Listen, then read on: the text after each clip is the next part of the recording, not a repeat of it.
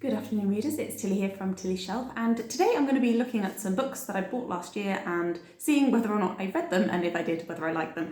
So over the summer of last year there was a BookTuber meetup for various BookTubers who are active, or in my case very partially active, in the UK, and everyone went to London and sort of toured around various bookshops.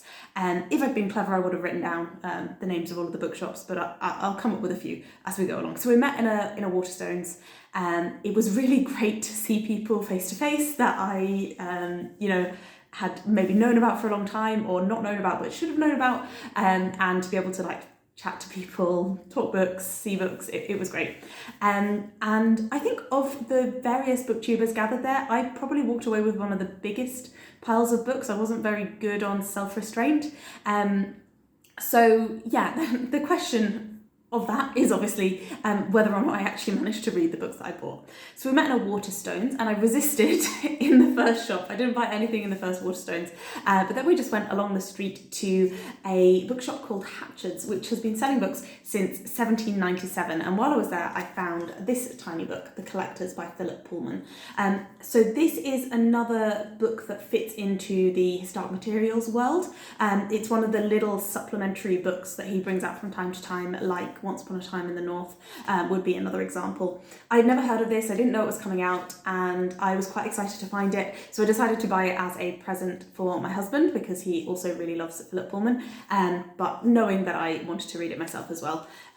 So the bookshop was Hatchards, and they gave us these rather fancy bookmarks. And yes, did I read it? Yes, I did. So I let my husband read it first because it was a present for him, and then I did give it a go. It's got some really nice lino cut kind of illustrations as well. Lino cut, wood cut.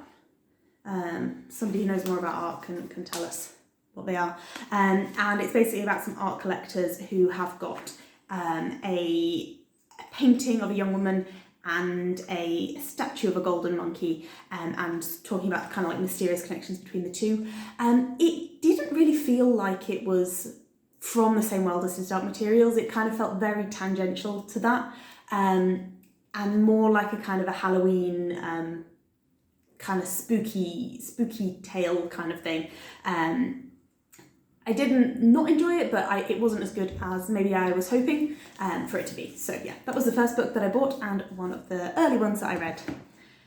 The next place we went to was a wonderful little secondhand bookshop. It had an upstairs and a downstairs, and I bought two books there. I'm going to start with one now, and one I'm going to mention at the end.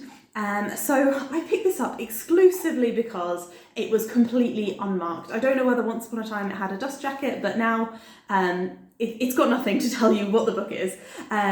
So I just kind of opened it up. It's called A Bar of Shadow. It's by Lorenz van der Post, and it was published in 1954. This is apparently a first edition. And because I couldn't find anything to say what it was, and the title intrigued me, I started reading the first page.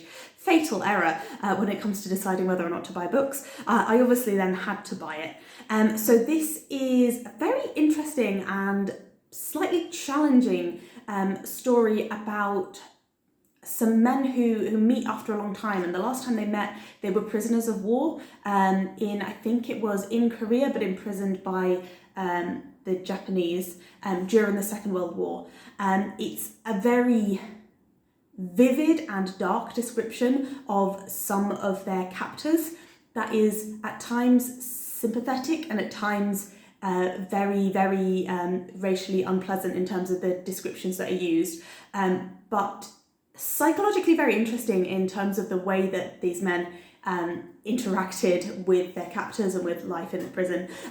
So yeah, I found it a very interesting book to read, and one that was quite thought-provoking. So yes, I bought it and I read it. I get confused about the order of the different places that we went to, but I'm fairly sure that the next place that we went to was the Oxan Bookshop. And I love an Oxan Bookshop. I love secondhand books, and I used to, when I was a student teenager, I used to volunteer in an amnesty bookshop, and one of the things that always amazed me with the donations that people would bring in when we were trying to organise them and work out what they were, is how incredibly specific books can be, how these really rare and unusual books from ages ago would just turn up, and then people would buy these really weirdly specific books. And it's just like the perfect journey where a book serendipitously finds itself in the hands of the person who was meant to read it. So this kind of happened to me in the Oxan Bookshop. This book is called Progress in Pudsey, and it's by Joseph Lawson. It's incredible that this book was written at all. So this is a book written by an older Victorian man about what things were like in Pudsey in the kind of the Regency period, around the time of the just pre-Napoleonic Wars, I think, during his childhood and youth. So it's amazing that he actually sat down and wrote this book. It's more amazing that it has been reprinted, that it's still available. And to me, it's even more amazing that I found it in a bookshop in London when I live like about 10 minutes away from Pudsey. This is my local area now. So I just decided to go for it. I bought it because, you know, it just seemed like such a perfect coincidence. And this was actually one of my best books of 2023 because it was so fascinating. It's really, really social history. So he goes into everything from how they brewed their beer that they drank every day to how they ran their weddings, how they managed the materials. So it was a fabric town, so how they worked with the fabrics, and the different professions that entailed, and how those professions disappeared or were damaged by the onset of different types of machinery. There's a little bit of preaching in it. There's a little bit of stuff about religion, and particularly certain religious figures that is just not relevant anymore. So those chapters were a little bit less exciting, and there's a lot about young people today don't know how wonderful their life is, that kind of thing that you'd expect from a kind of old Victorian bloke. It was very eye-opening, like things that I didn't expect. Like there is a bit where he talks about the people of Pudsey deciding to club together to build like a hall that anyone can use, and you know, anyone can use it, he says, including the Muslims. And I was like, I didn't realise that Pudsey at that time, sort of the 1820s, had a population of people following Islam large enough for it to be a thing that they could use the hall. So yeah, little details like that were very interesting to me. Obviously, sort of attitudes of the time as well, but things about education and the different schools that were available. I just found this book absolutely fascinating. So yes, I bought it. I'm really glad that I did buy it and I read it, and I would actually recommend it to anyone who really likes kind of like social history and really niche bits of story like that. So one of the next shops that we went to was the fantastic Gaze the Word, bookshop. That's a tiny bookshop, and there were so many of us. We absolutely packed the place, and there were so many books there that I could have bought, but I had it in my head from before we got there that I really wanted to buy the Heartstopper books there. So I've got volume 3 and 4 of Heartstopper. I can't remember whether I bought volumes 1 through 4 or whether I just bought 3 and 4 and had 1 and 2 already.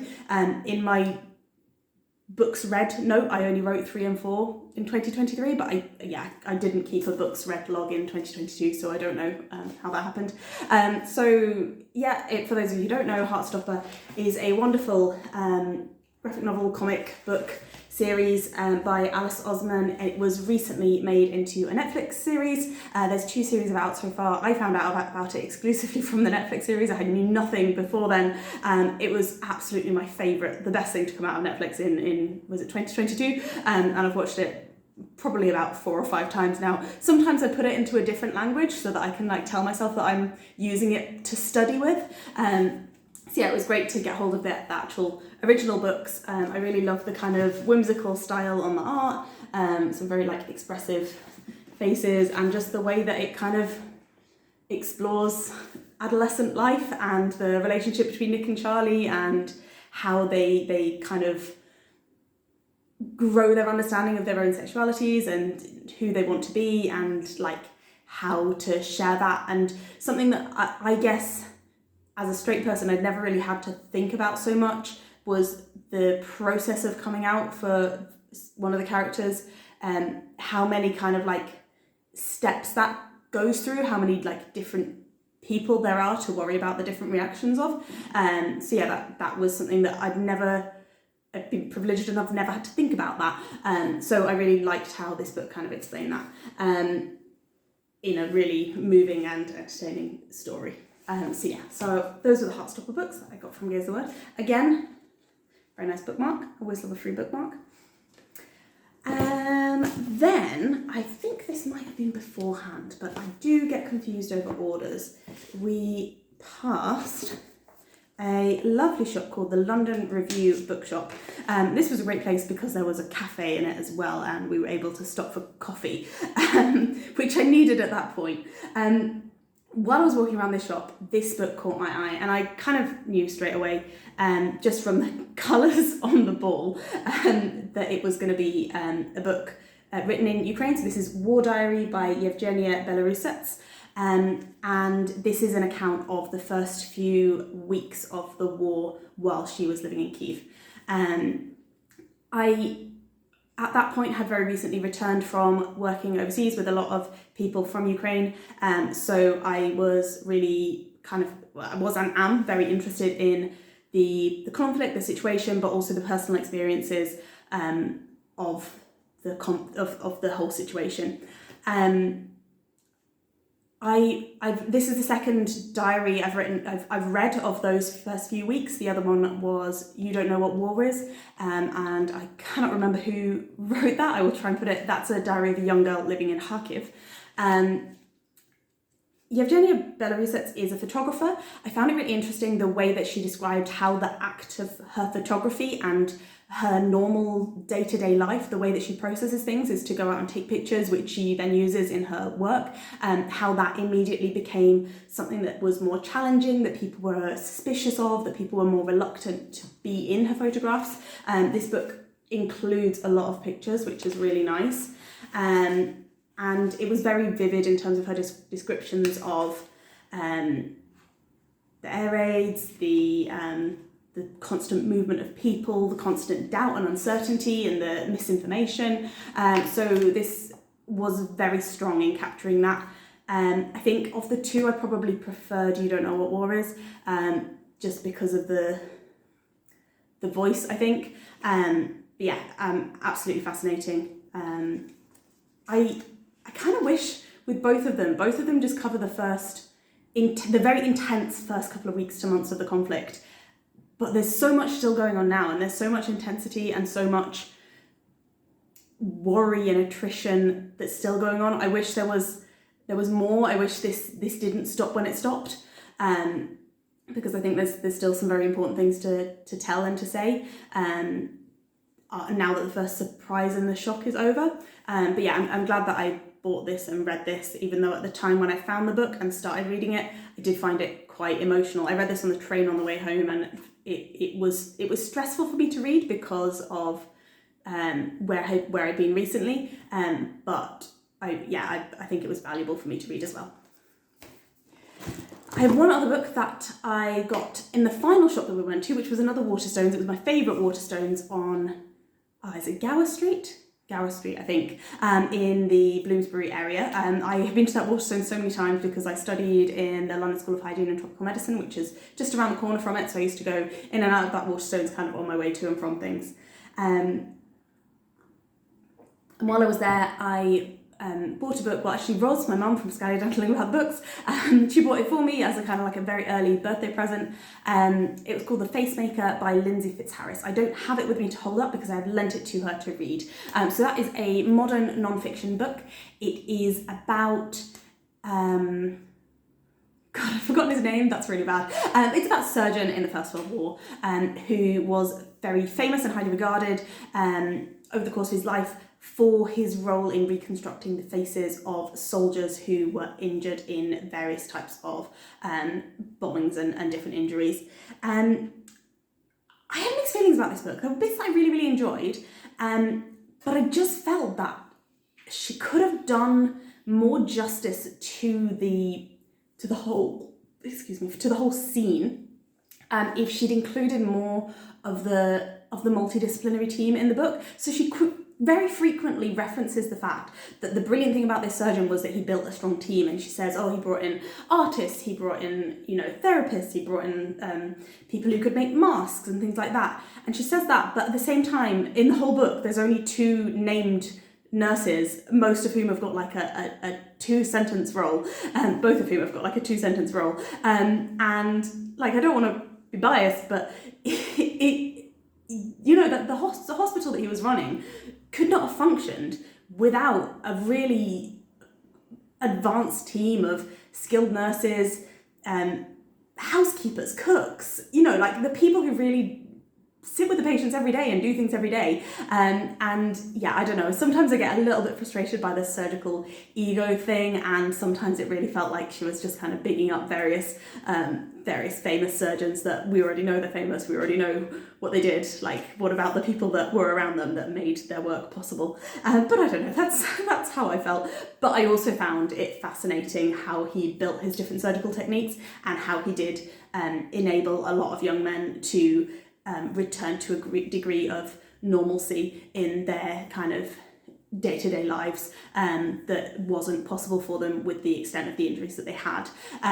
If anybody who's watched this channel for a while might know that I have an interest in facial injuries. It's an area that I've done some work in, not like as a surgeon, but like I've worked with people affected by facial injury and the associated facial stigma that accompanies sort of facial scarring and visible facial difference.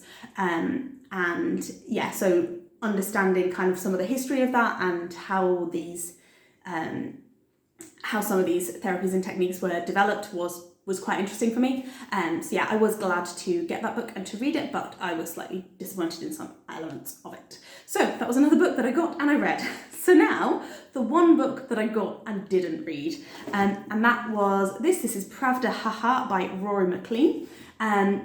True Travels to the End of Europe, and it is, I think it's like an advanced reader copy, or like a copy that was sent out for review in 2019, and then this book was published shortly after that. And this is like his description of a tour of the former Soviet Union. He goes to Russia, Estonia, Kaliningrad, Transnistria, Ukraine, Hungary, Poland, Germany, Switzerland, and Britain. Curious as to how Britain is part of the former USSR, but I should have read it to find out. So I had this beside my bed for a very, very, very long time, and my plan wasn't even necessarily to read it cover to cover, but just to read the chapters that were most of interest to me. Somehow at some point it got misplaced and lost, and I actually really struggled to find it for this video. It was sat back to front on a bookshelf that's not even our normal non-fiction historical geographical non-fiction-y bookshelf. So I don't know how it wound up there, but yeah, I didn't ever get to read it. I still do want to, but I'm slightly less keen than I was. I'll see whether or not I get to it, or whether I just dip into it at some point. But yeah, that was everything that I bought at the last BookTuber meetup. And why am I doing this video now? Well, because there's another one. It's coming up very soon. So I wanted to know whether I could justify what I bought last time, and therefore justify buying more books this time. I'm going to try and show a bit more restraint. I'm going to try and maybe just buy 2 or 3 books, but I'm going to go into multiple different bookshops with a lot of people who are going to be very enthusiastic about books. So that could go either way. So yes, if you're coming to the next meetup, I am very much looking forward to seeing you again and catching up. If not, hopefully you can make a future one, or have one in your own geographical area. And yeah, thanks for watching, and take care.